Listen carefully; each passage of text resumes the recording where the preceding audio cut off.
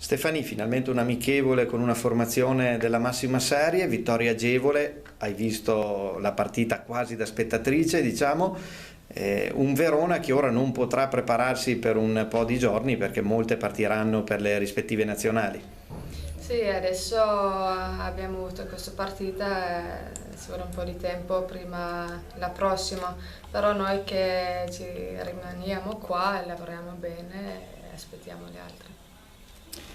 Partita c'è poco da dire, un 5-0 netto, un Vittorio Veneto che vi ha impensierito veramente in poche occasioni. Sì, non ci hanno messo tanto in difficoltà, abbiamo fatto 5 gol che è positivo, però forse dobbiamo essere un po' più concreti anche in movimenti, anche davanti alla porta. Abbiamo ancora un po' di tempo, continuiamo a lavorare tanto e poi vediamo.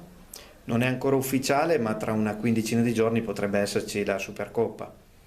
Sì, dobbiamo sempre essere pronti, siccome non sappiamo tanto neanche il campionato, però ancora lavoriamo tanto qua durante la settimana e dobbiamo essere pronti in qualsiasi tempo.